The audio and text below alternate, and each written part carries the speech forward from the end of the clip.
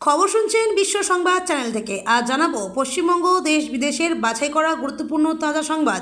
খবরের শুরুতেই জানিয়ে দেব সংবাদ শিরোনাম, পরে বিস্তারিত।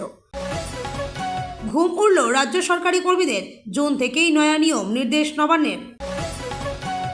রাজ্যে পালাবদলের পরই কমল সৌরভের নিরাপত্তা, জেড ক্যাটাগরি পাবেন না দাদা।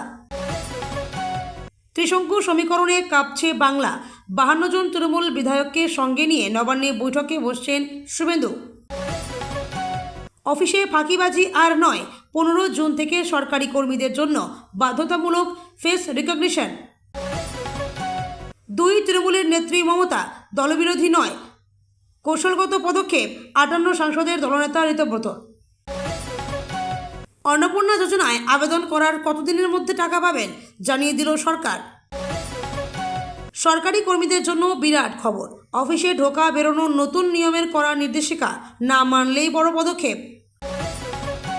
মমতাকেই নেত্রী রেখে স্পিকারের দরবারে 58 বিদ্রোহী, এবার কি তবে তৃণমূলের মালিকানা বদল? বিদেশি মুদ্রা ভাণ্ডারের টান, আকালের বাজারে সোনা বিক্রি আরবিআইয়ের, ব্লুমবার্গের রিপোর্টে চাঞ্চল্য।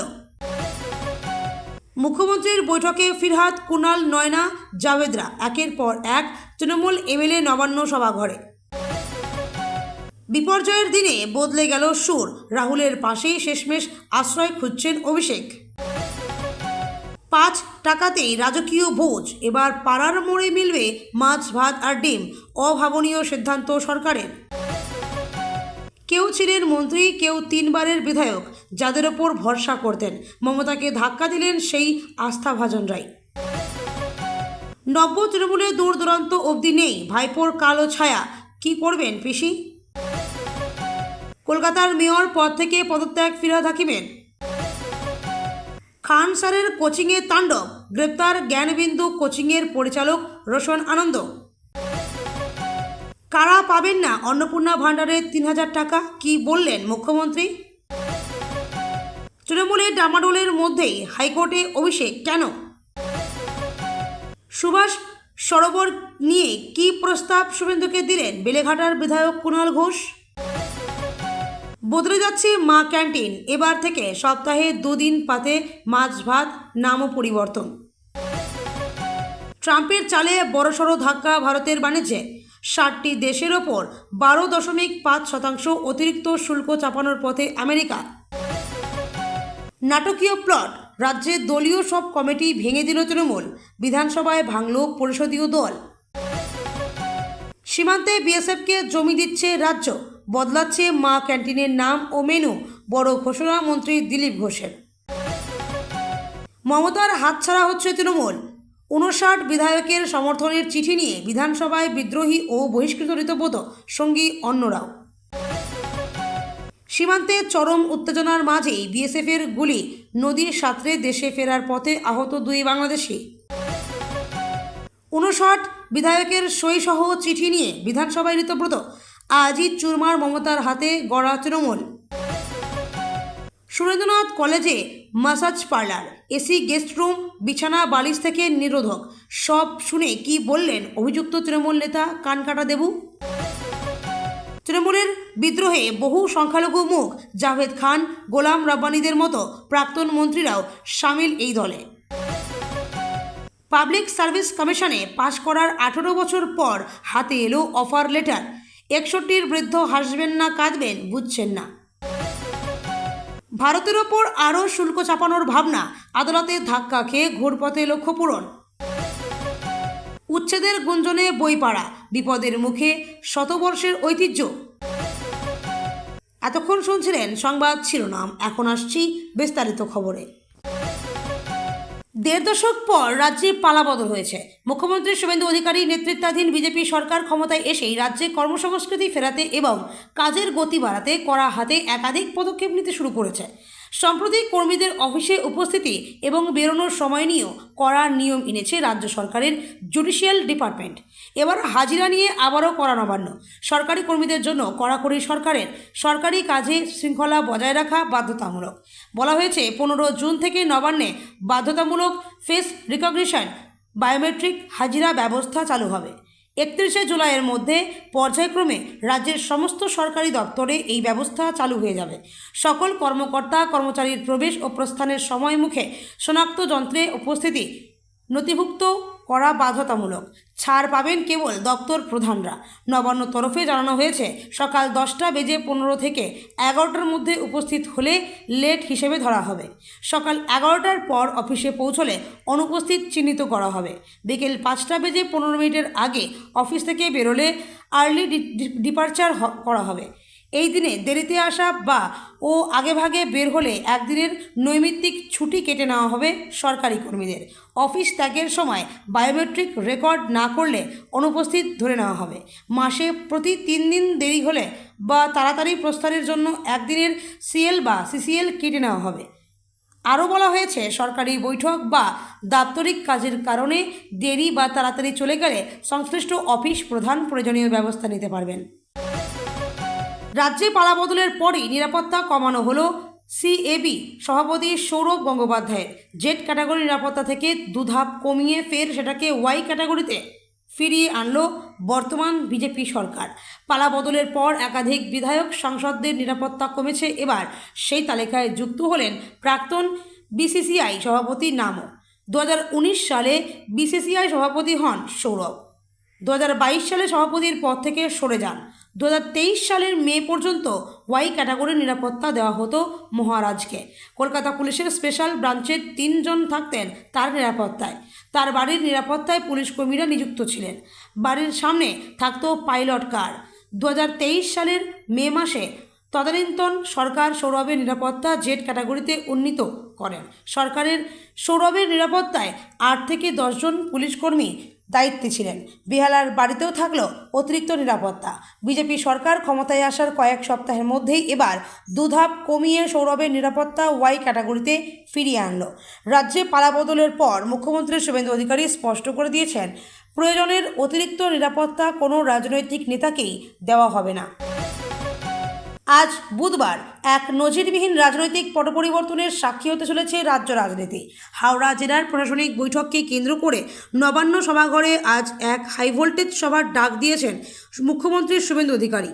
তবে রুটিন প্রশাসনিক বৈঠকের আড়ালে এই সভা যে রাজ্যের শাসক শিবিরের জন্য বড়সড় ধাক্কা হতে চলেছে তার স্পষ্ট আভাস মিলছে। রাজনৈতিক মহলে তীব্র চাঞ্চল্য সৃষ্টি করে জানা গিয়েছে, এই গুরুত্বপূর্ণ বৈঠকে তৃণমূল কংগ্রেসের অন্তত 52 জন বিদ্রোহী বিধায়ক উপস্থিত থাকছেন। তারা সরাসরি শুভেন্দু অধিকারীর সঙ্গে এই বৈঠকে অংশ নিয়ে নিজেদের শক্তি প্রদর্শন করবেন বলে খবর। ফলে স্বাভাবিকভাবেই সবার নজর এখন নবান্নের এই বিশেষ সভার দিকে। ক্ষমতার নতুন ভরকেন্দ্র ও দলবদলের ইঙ্গিত রাজনৈতিক বিশ্লেষকদের মতে। শাসক দলের এত বিপুল সংখ্যক বিধায়কের একযোগে ক্ষোভ প্রকাশ এবং মুখ্যমন্ত্রীর প্রশাসনিক বৈঠকে যোগদানের সিদ্ধান্ত বাংলার রাজনীতিতে এক বিশাল ফাটলের ইঙ্গিত দিচ্ছে। দীর্ঘদিন ধরে তৃণমূলের অন্দরে যে সুপ্ত অসন্তোষ দানা বাঁধছিল, এই ঘটনা তারই বহিঃপ্রকাশ। শুভেন্দু অধিকারীর হাত ধরে বিদ্রোহী বিধায়কদের এই যৌথ শক্তি প্রদর্শন রাজ্যের বর্তমান রাজনৈতিক ভারসাম্য সম্পূর্ণ বদলে দিতে পারে। প্রশাসনিক বৈঠককে ঢাল করে আসলে বিধানসভার অন্দরে ও বাইরে নিজেদের সংখ্যাগরিষ্ঠতা ও রাজনৈতিক অবস্থান স্পষ্ট করতে চাইছেন এই ক্ষুব্ধ জনপ্রতিনিধিরা। পাল্টে যেতে পারে সমীকরণ। রাজ্যে গভীর সংকটের মেঘ। এই নাটকীয় মোড়ের কারণে রাজ্য প্রশাসনে এবং সংশ্লিষ্ট রাজনৈতিক দলে এক তীব্র অস্থিরতা তৈরি হয়েছে। এর সম্ভাব্য প্রভাব হতে পারে সুদূর প্রসারী। প্রথমত, একসাথে 52 জন বিধায়কের এই পদক্ষেপের ফলে শাসক দল বিধানসভায় ম্যাজিক ফিগার ধরে রাখার ক্ষেত্রে বড়সড় চ্যালেঞ্জের মুখে পড়তে পারে, যা সরাসরি সরকারের দায়িত্বকে প্রশ্নের মুখে দাঁড় করাবে। দ্বিতীয়ত, এর ফলে দলের সাংগঠনিক পরিকাঠামো ভেঙে পড়ার আশঙ্কা তৈরি হয়েছে।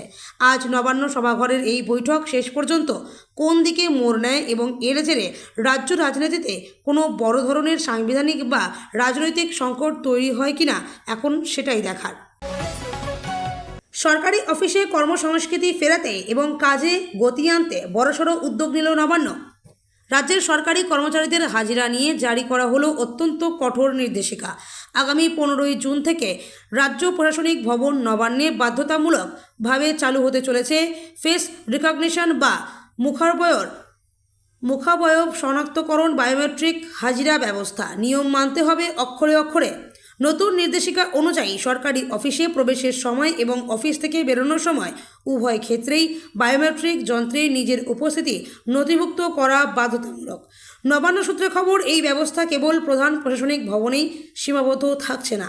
আগামী 31শে জুলাইয়ের মধ্যে রাজ্যের প্রতিটি সরকারি দপ্তরে এই আধুনিক হাজিরা পদ্ধতি কার্যকর করা হবে। দেরি করলেই মিলবে শাস্তি। প্রশাসনের নতুন এই বিধিনিষেধ অনুযায়ী বিলম্বিত প্রবেশ সকাল 10:15 থেকে 11টার মধ্যে অফিসে এলে তার লেট হিসেবে গণ্য হবে, আর সকাল 11টার পর পৌঁছলে সরাসরি ওই দিনের জন্য অনুপস্থিত বলে ধরা হবে। সময়ের আগে প্রস্থান, বিকেল 5:15 আগে অফিস থেকে বেরোলে তা আর্লি ডিপার্চার হিসেবে গণ্য হবে। ছুটি কাটার নিয়ম, মাসে মোট 3 বার দেরি করে আসা বা সময়ের আগে বেরিয়ে যাওয়ার ঘটনা ঘটলে শাস্তিস্বরূপ কর্মীর একদিনের নৈমিত্তিক ছুটি বা চাইল্ড কেয়ার লিভ কেটে নেওয়া হবে। প্রস্থানের রেকর্ড, অফিস থেকে বেরোনোর সময় যন্ত্রে নিজের রেকর্ড নথিভুক্ত না করলেও সংশ্লিষ্ট কর্মীকে অনুপস্থিত বলে ধরা হবে। ভেঙে খান খান মমতা বন্দ্যোপাধ্যায়ের তৃণমূল কংগ্রেস। শোভনদেব চট্টোপাধ্যায়কে মানছেন না বিক্ষোভধরা। ঋতব্রতর নেতৃত্বে প্রায় 58 বিধায়কের সই সম্বলিত চিঠি যায় স্পিকারের কাছে। সেখানে বিরোধী দলনেতা ঋতব্রত বন্দ্যোপাধ্যায়, অথচ চিঠিতে সভানেত্রী হিসেবে জল করছে মমতা বন্দ্যোপাধ্যায়ের নাম। তাহলে নব্য না পুরনো কোন দলের রাশ রয়েছে? তৃণমূল সুপ্রিমোর হাতে? এই প্রশ্নের তোলপাড় রাজ্য রাজনীতি। তবে বিশেষজ্ঞদের মতে এটা দলের কৌশলগত পদক্ষেপ। তৃণমূলের মধ্যে ভাগ তৈরি হয়েছে। 58 জন তারা স্পিকারের কাছে চিঠি দিয়েছেন ঋতব্রতকে দলনেতা করে, কিন্তু সেখানে নেত্রী হিসেবে নাম রয়েছে মমতা বন্দ্যোপাধ্যায়ের। কারণ লড়াইটা যে আদালত পর্যন্ত গড়াবে তা জানেন তারা। তাই আত্মপক্ষ সমর্থনে এ কাজ বলে সমালোচকদের মত। এদিন বিদ্রোহী বিধায়কেরা বিধানসভার কাউন্সিল চেম্বারে বৈঠক করেন। ঘণ্টা দেড়েকের বৈঠকের পর তারা স্পিকারের সভাঘরে যান। চিঠিতে মমতা বন্দ্যোপাধ্যায়কে নিজেদের সভানেত্রী বলে উল্লেখ করেছেন বিদ্রোহীরা। ডেপুটি লিডার হিসাবে চিঠিতে উল্লেখ করা হয়েছে জাভেদ খান, সন্দীপন সাহা, শিউলি সাহাকে। অন্যদিকে মুখ্য সচেতক হিসেবে উল্লেখ করা হয়েছে আখরুজ্জামানকে। নির্বাচনের আগে তৃণমূল সুপ্রিমো মমতা বন্দ্যোপাধ্যায় বাংলার মানুষকে বলেছিলেন 294টি কেন্দ্রের প্রার্থী আসলে তিনি নিজেই। কিন্তু ভোটের ফলাফল বেরোনোর পর পরিস্থিতি যেভাবে ঘুরে যাবে তাতে অনেকেই মনে করছেন মমতার হাত ধরে বোধহয় তৃণমূলের রাশ আলগা হতে শুরু করেছে। মহারাষ্ট্রে যেমন উদ্ধব ঠাকুরের হাত থেকে শিবসেনা বেরিয়ে গিয়েছিল, বাংলাও সেই পথেই হাঁটছে। আজ থেকে অন্নপূর্ণা যোজনার টাকা দেওয়ার সূচনা করল পশ্চিমবঙ্গ সরকার। এই প্রকল্পে প্রতি মাসে 3000 টাকা করে দিচ্ছে রাজ্যের নতুন সরকার। মুখ্য সচিব মনোজ আগরওয়াল জানিয়েছেন, বাড়ি বাড়ি গিয়ে ফর্ম পূরণ করা হয়েছে। আজ থেকে অন্নপূর্ণা যোজনার টাকা দেওয়ার সূচনা করল পশ্চিমবঙ্গ সরকার। এই প্রকল্পে প্রতি মাসে 3000 টাকা করে দিচ্ছে রাজ্যের নতুন সরকার। মুখ্য সচিব মনোজ আগরওয়াল জানিয়েছেন, বাড়ি বাড়ি গিয়ে ফর্ম পূরণ করা হয়েছে। কেউ অযোগ্য হলে তা নিয়ে জানানো যাবে অভিযোগ। এছাড়াও অন্নপূর্ণা যোজনার অনলাইন পোর্টাল আবেদনের জন্য খুলে দেওয়া হয়েছে। দুপুর 12:30টার পরেই পোর্টাল খুলে গিয়েছে সাধারণের জন্য। রাজ্যের মন্ত্রী অগ্নিমিত্রা পাল বলেন, 27 তারিখ থেকে আমরা ফর্ম দেওয়া শুরু করেছিলাম। আজ থেকে ডিরেক্ট ব্যাংক ট্রান্সফার করা শুরু করলো সরকার। যারা আবেদন করে দিয়েছেন আজ থেকে ব্যাংকে টাকা ঢুকে যাবে। আজ পশ্চিমবঙ্গের 28,25,769 জনের অ্যাকাউন্টে অন্নপূর্ণা যোজনার টাকা ঢুকবে। রাজ্য সরকারি কর্মচারীদের কর্মসংস্কৃতি ও শৃঙ্খলায় আমূল পরিবর্তন আনতে চলেছে বিজেপির নেতৃত্বে রাজ্য সরকার। সরকারি কর্মীদের জন্য কড়া নির্দেশিকা জারি করল নবান্নের অর্থ দপ্তর।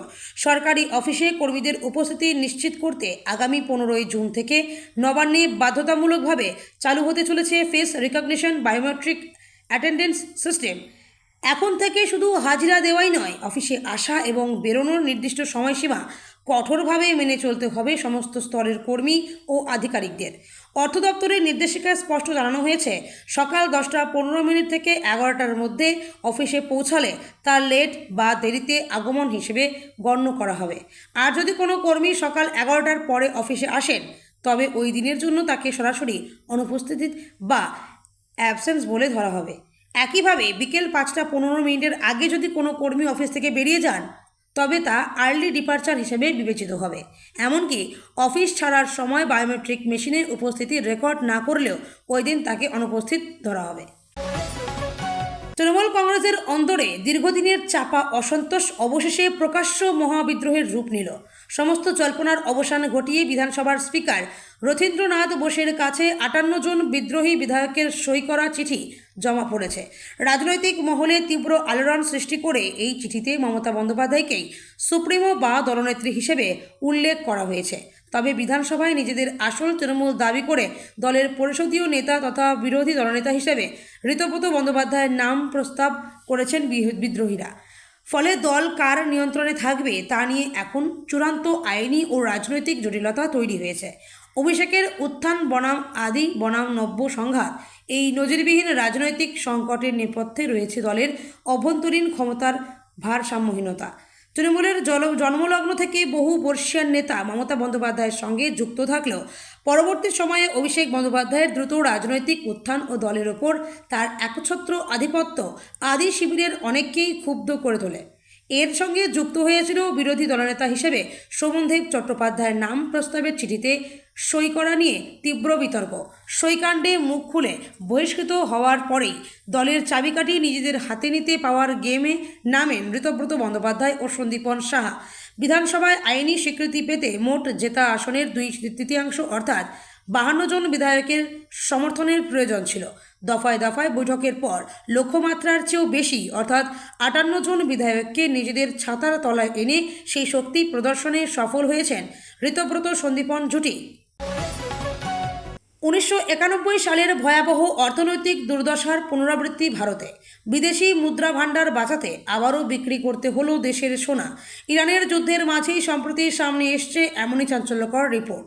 আন্তর্জাতিক সংবাদ মাধ্যম ব্লুমবার্গের তরফে দাবি করা হয়েছে, বিদেশি মুদ্রা ভাণ্ডারের পতন রুখতে সরকারি স্বর্ণ ভাণ্ডারের একটা অংশ বিক্রি করেছে রিজার্ভ ব্যাঙ্ক অফ ইন্ডিয়া।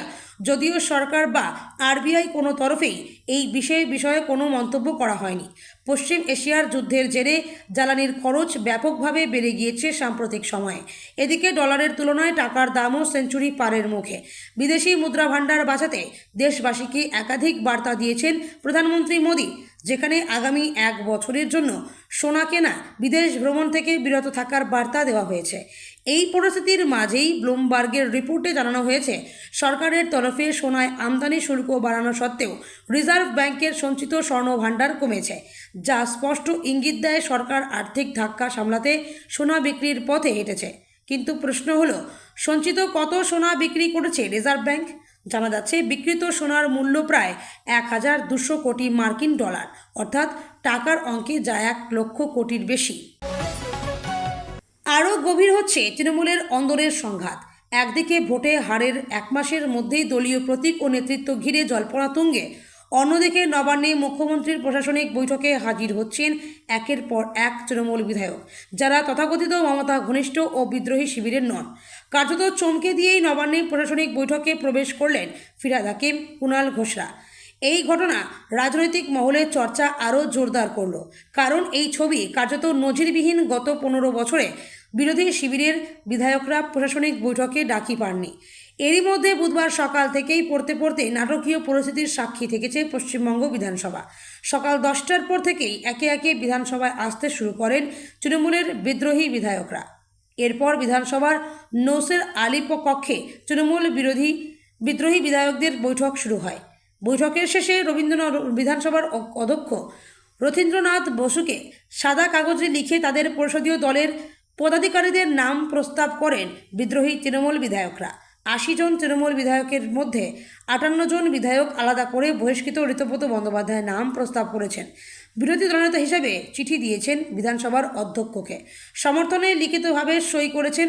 শুধু তাই নয়, বিদ্রোহী শিবির স্পিকারকে চিঠি দিয়ে দাবি করেছে, আমরাই আসল তৃণমূল।